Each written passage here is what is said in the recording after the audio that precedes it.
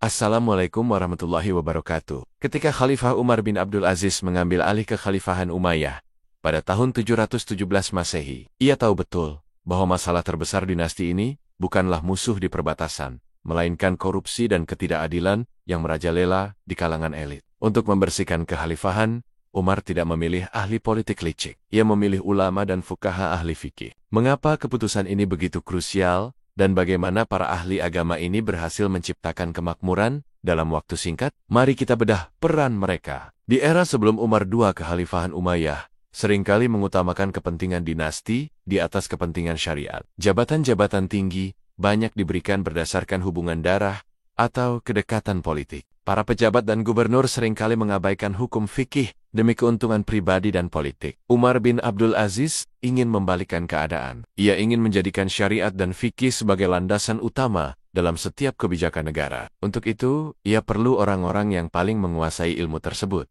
Peran para fuqaha ini sudah terlihat sejak Umar menjabat sebagai gubernur Madinah. Begitu menjabat, Umar segera membentuk sebuah dewan penasihat yang terdiri dari 10 ulama dan ahli fikih terkemuka di kota Nabi. Penyaring keputusan. Setiap keputusan penting yang menyangkut rakyat harus melalui persetujuan dewan ini. Ini adalah langkah radikal.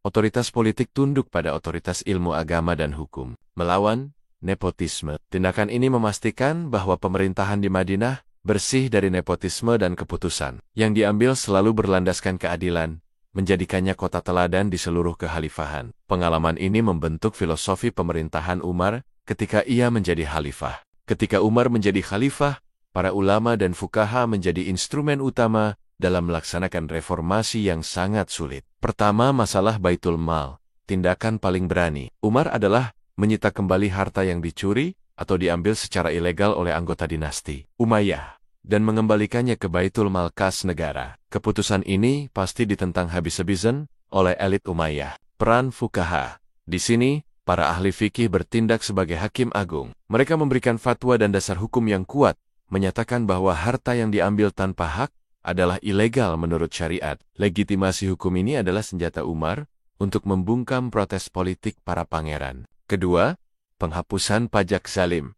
Umar menghapus jizyah bagi mu'alaf, suatu praktik yang seringkali dipertahankan oleh gubernur demi pendapatan. Para fuqaha memberikan dasar fikih bahwa tujuan pengumpulan jizyah adalah pengakuan kedaulatan, bukan sarana untuk memaksa mualaf membayar. Kebijakan ini menegaskan bahwa keadilan syariat harus didahulukan dari pendapatan negara. Para fuqaha inilah yang mengubah Baitul Mal dari kas pribadi dinasti menjadi harta milik umat secara murni. Peran ulama meluas hingga ke administrasi dan pembangunan ilmu. Gubernur yang saleh. Umar mencopot gubernur yang zalim dan menggantinya dengan para ulama dan ahli fikih yang memiliki integritas tinggi. Hal ini memastikan bahwa semangat reformasi dan keadilan benar-benar sampai ke pelosok kekhalifahan. Penyebaran ilmu, para ulama ini juga membantu Umar dalam proyek keilmuan terbesar di masanya, pengumpulan dan pembukuan hadis. Saat itu, hadis masih tersebar dalam ingatan para sahabat dan tabi'in.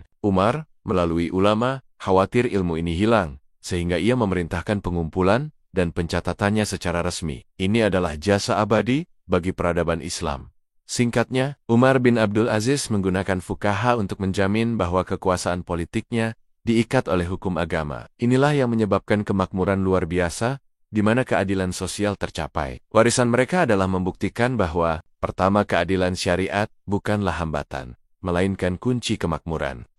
Ulama harus menjadi penjaga moral dan hukum tertinggi. Bahkan di hadapan khalifah, kisah ulama dan fuqaha di masa Umar bin Abdul Aziz adalah pelajaran abadi tentang pentingnya integritas hukum dalam pemerintahan. Mereka adalah tim bayangan yang menopang khalifah kelima yang adil. Bagaimana pendapatmu tentang peran ulama dalam politik modern? Sampaikan di kolom komentar. Jangan lupa like, share, dan subscribe. Wassalamualaikum warahmatullahi wabarakatuh.